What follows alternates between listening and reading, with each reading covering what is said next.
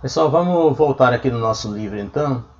A gente vai comentar agora, né, a partir da página 45, sobre os povos indígenas no Brasil antes de 1500. Tá? Então nós vamos ver aqui como que viviam esses agrupamentos de etnias aqui no Brasil antes dos europeus, os portugueses, chegarem aqui. Tá? Então, para a gente ter uma visão bem mais ampla sobre esse período, eu vou colocar aqui um vídeo para ajudar a gente a entender melhor esse período aqui da história do Brasil. Hoje nós falaremos sobre os povos que viviam na América Portuguesa, ou seja, os povos aqui do Brasil, os povos que encontraram os portugueses quando eles chegaram aqui em 1500. Esses povos que nós chamamos de forma bem genérica de indígenas. Então, para começar, eu já trouxe essa imagem aqui para a gente ter uma ideia dessa diversidade aqui nesse mapa da quantidade de tribos, de grupos diferentes que existiam aqui no Brasil. Esse mapa aqui não representa as tribos, cada uma das tribos, mas representa o que a gente chama de tronco linguístico. Essa é uma expressão que a gente vai usar bastante aqui no vídeo de hoje, porque esses troncos linguísticos são grupos de tribos que tinham principalmente uma língua em comum, uma origem em comum da sua língua. Então nós veremos algumas características gerais que a gente acaba colocando, que a gente verifica em várias dessas tribos aqui no Brasil, e depois a gente vai falar de três especificamente. Os Arawakes, basicamente nessa região da Amazônia e aqui um pouco no interior do Mato Grosso do Sul.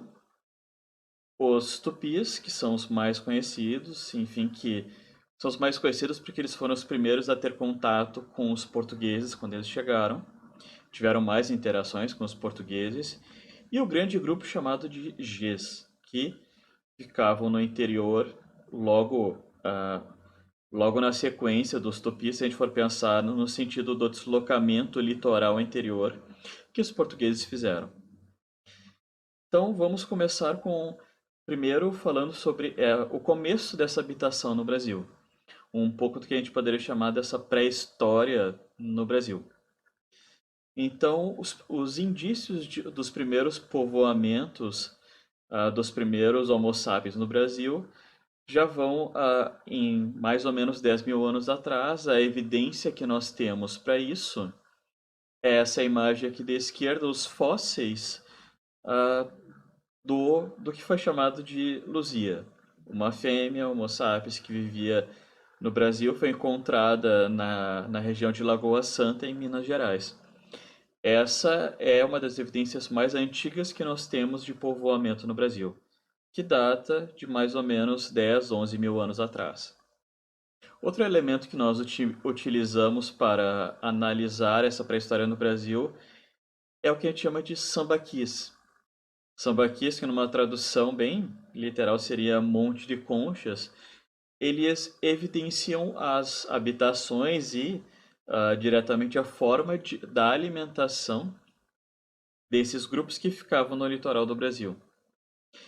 Porque essa alimentação era baseada em moluscos e as conchas, resultado dessa alimentação, desses pequenos grupos, acabaram se acumulando ao longo dos milhares de anos e formaram esses montes de conchas que nós encontramos em algumas praias ah, ao longo do litoral brasileiro. Então, depois de algumas pesquisas científicas de datações, algumas escavações arqueológicas nessas regiões de sambaquis, mostraram que os mais antigos datam de 9 mil anos atrás. Ou seja, há 9 mil anos atrás nós já tínhamos a ocupação do litoral brasileiro. E já mostra também uma certa organização em pequenos grupos dessas comunidades. Nós não temos muitas informações sobre os costumes deles, mas pela quantidade de conchas encontradas, alguns fósseis próximos a esses sambaquis, a gente já pode ver que existia uma organização de pequenos núcleos sociais desses grupos que viviam no nosso litoral. E a gente vai ter agricultura no Brasil por volta de 7 mil anos atrás. A gente vai ter em alguns pontos do território brasileiro plantações, cultivos, principalmente de mandioca. Um dos cultivos mais comuns, que os mais antigos datam de 7.000 anos atrás, era principalmente da mandioca. Então, algumas características gerais, algumas informações que a gente pode encontrar ao analisar várias dessas tribos diferentes que a gente vai ter no Brasil. Não que todas elas tenham todas essas características, mas quando se fala assim, quando se analisa de forma genérica essas tribos que habitavam o Brasil, esses grupos que habitavam o Brasil nesse momento, a gente vê algumas características em comum na grande maioria delas. Então vamos ver agora quais são essas características. Primeira coisa, o básico, a economia, ou seja, a forma de sustento desses grupos. Em grande parte, caça, pesca, coleta de frutos. E no caso do litoral, a gente vai ter também a questão dos sambaquês com a alimentação dos moluscos, que vai levar a esse acúmulo de conchas. Em alguns casos específicos, a gente vai ter agricultura. A agricultura, no caso dessas tribos que vão cultivar algumas plantas, ela não descarta, ela não elimina a caça, a pesca e a coleta. Então, algumas tribos, alguns grupos, como os tupis e ogês, vão ser basicamente caçadores-coletores, ou seja, vão caçar, vão pescar quando estão próximos a rios e vão coletar frutos na natureza. Algumas tribos vão plantar, mas além disso vão também caçar e pescar, porque a agricultura dessas tribos no Brasil não vai ser daquele sentido que a gente vê, por exemplo, no Egito Antigo, de agricultura em larga escala. Vai ser um cultivo para complementar essa alimentação. Esses grupos que vão plantar, então, geralmente eles vão seguir essa linha seminômade. Vão ficar em algum lugar específico, vão ficar mais tempo do que um nômade ali naquela região, mas eventualmente vão mudar de espaço. Outra característica importante, essas tribos no Brasil elas não conheciam a ideia de propriedade privada. Ou seja, tudo que se tem é do coletivo, é da aldeia. Não se tem uma ideia de, essa terra aqui é da nossa aldeia, a gente vai dividir para que cada um plante no seu espaço. Não, a ideia é de que as ferramentas são coletivas, a terra é coletiva, as sementes, o trabalho, tudo é coletivo. A organização básica dessas sociedades vai ser em aldeias. Então são esses pequenos agrupamentos e nesse sentido eles vão variar um pouco de aldeia para aldeia, de tribo para tribo, mas quais são as características gerais? Essas aldeias então elas vão ser formadas por essas malocas, que é o nome dessas habitações coletivas, que vão ser feitas geralmente de madeira e palha. Aqui nessa imagem a gente tem vários modelos diferentes de malocas, mas a ideia é justamente como não há propriedade privada, núcleos familiares às vezes diferentes podem viver dentro da mesma maloca. Não se tem a ideia nem de casas de cada um. Então é comum ver tribos que vão ter ali as suas 4, 7 malocas espalhadas pela aldeia. Toda a aldeia é pensada coletivamente. Essas malocas justamente elas são distribuídas na volta de um pátio para essas atividades coletivas. O formato, a distribuição dessas malocas para a formação dessa aldeia vai variar de tribo para tribo. Em alguns casos a gente vai ter duas linhas de malocas, às vezes elas vão estar no formato de uma ferradura, às vezes elas estarão num círculo, mas sempre na volta de um pátio para as atividades coletivas. A organização da distribuição de alimentos, fabricação de instrumentos de caça, de instrumentos de cerâmica variados, de cestos, enfim. Tudo isso vai ser feito no espaço coletivo. Falando sobre aspecto religioso. Bom, essas tribos vão ser sempre politeístas, mas a organização dessa religião vai variar bastante. Então, o nome dos deuses é diferente, a ideia desses deuses, o que eles são, também vai variar um pouco de tribo para tribo. O que tem em comum é que essas religiões elas vão ser politeístas e elas vão se voltar para a natureza. Então, essas divindades vão representar forças da natureza, rios, lagos, floresta, animais. E essas tribos vão ter sempre pajés, guias religiosos. Eles não têm a ideia de um padre, alguém que vai controlar a vida religiosa, mas eles são como guias. Eles vão orientar cerimônias religiosas, eles vão ter um papel de conselheiros, às vezes, dependendo da tribo, e eles vão ser conhecedores, eles vão acumular conhecimento relacionado principalmente ao que a gente poderia chamar de medicina. Essas tribos vão ter remédios naturais, organizados principalmente de acordo com esse conhecimento da natureza, das propriedades das plantas. Uma das características em comum entre essas tribos também é a questão da ausência da escrita. O conhecimento ele é transmitido de geração em geração, ele é transmitido dos mais velhos para os mais novos oralmente. Então, quem acaba concentrando esse conhecimento religioso, esse conhecimento às vezes da história da tribo e principalmente esse conhecimento prático medicinal são os pajés. E por último, a questão da organização do trabalho. Então todas essas tribos vão ter divisões de tarefa que vão ser relacionadas ao sexo. Homens fazem uma coisa, mulheres fazem outra. E pela idade.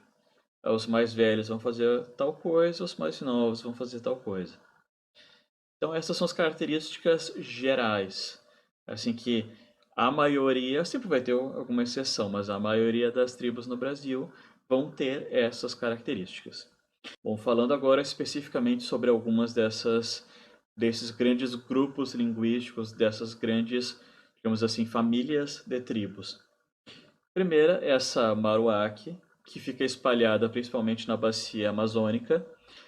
A origem desse grupo está ligada a outros grupos que viviam no noroeste da América do Sul, principalmente ali da Venezuela. Eles teriam se deslocado pela floresta amazônica e se espalhado pela Amazônia brasileira a partir dali. Então, quais são as grandes características dos aruaques? Primeira, relação com os rios.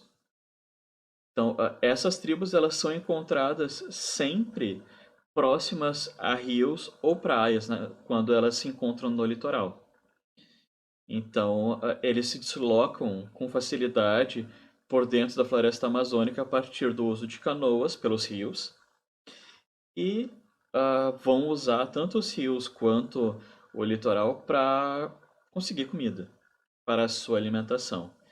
Então, os rios, fonte de peixes, uma fonte de proteína essencial para eles ali.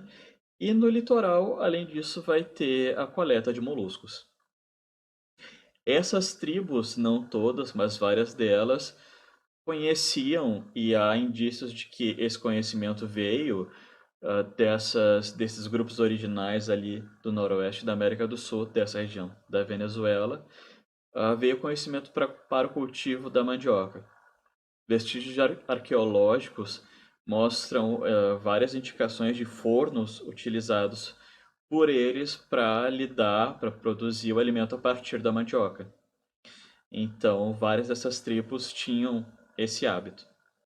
Fora isso, algo que também é comum em várias tribos, mas manifestada de forma diferente, que é o uso da cerâmica tanto para expressão artística, como a gente pode ver nessa imagem aqui, quanto para a produção das urnas funerárias, dos restos mortais em algumas tribos serem colocadas dentro de grandes urnas feitas a partir da cerâmica.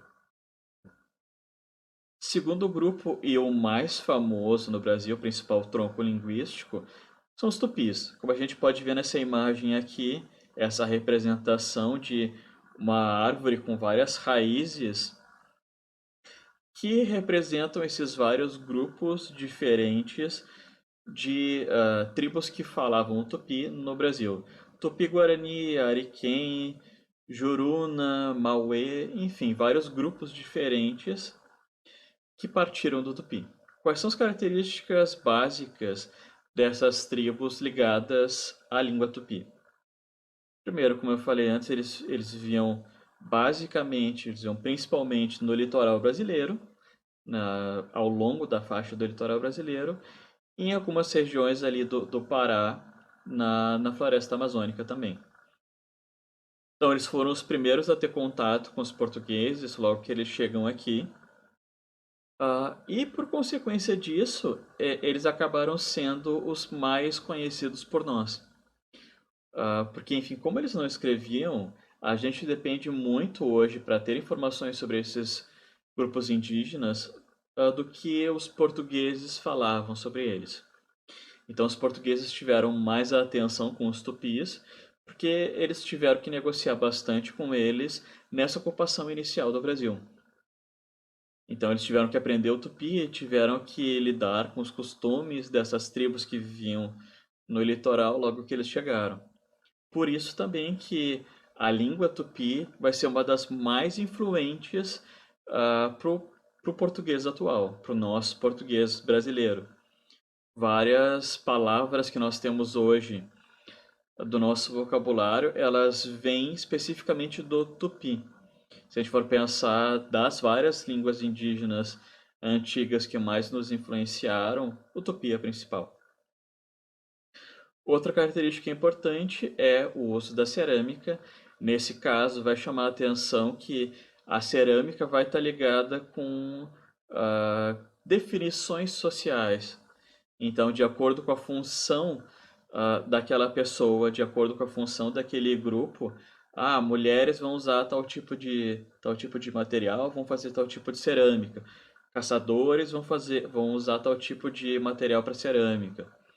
Então, é possível ver pela arte, pelos traços, pelo material da cerâmica, definições sociais desses grupos. Isso não quer dizer necessariamente que os tupis tinham uma hierarquia social em que um grupo valia mais, tinha mais direitos que outros, mas a gente tem aqui essa noção baseada na cerâmica de que havia uma organização social bem clara entre os tupis. E, bom, a última característica, eles eram, a sua grande maioria, caçadores-coletores. Ou seja, a agricultura, o cultivo aqui não entravam muito pouco na organização e na alimentação desses grupos. E por último, como fica mais claro aqui nesse mapa separado, os Gs. Era um grande grupo que espalhava principalmente no interior do Brasil, que se chama geralmente de macro-G, porque acabou tendo uma generalização no Brasil com os portugueses de que várias tribos que eram simplesmente do interior, que partiam para o sertão, logo depois daquela faixa litorânea, já eram considerados Gs. Então aqui tem alguns nomes de algumas tribos baseadas nessa língua, que vão se espalhar, enfim, em várias regiões diferentes do Brasil. Quais são as características essenciais, quais são as características gerais dessas várias tribos? Primeiro, a questão da caça. Talvez mais importante até do que para os tupis, os Gs se espalham bastante para o interior, muito ligadas à movimentação da caça. Várias dessas tribos tinham o costume de fazer grandes expedições de caça buscando animais maiores e por isso o deslocamento para o interior. Esses acampamentos geralmente vão ser próximos a fontes de água, córregos e rios, tanto para a questão de complementação da alimentação, mas pela facilidade que é ter fontes de água próximas ao teu acampamento. E assim como os tupis, eles também viviam basicamente da caça e da coleta, que falando em especial, destacando para os Gs o caso da coleta de raízes. Não que os tupis não fizessem, mas com as tribos Gs geralmente essa questão das raízes é destacada. Então o objetivo desse vídeo foi só trazer esse conhecimento geral das características enfim, genéricas, e também mostrar um pouco dessa diversidade, que olha, essas tribos elas são diferentes. Há especificidades, havia uma grande variedade de culturas no Brasil antes da chegada dos portugueses. Essa é a principal mensagem que eu queria deixar com esse vídeo. Ficamos por aqui então, obrigado pela atenção, bons estudos para vocês, um abraço.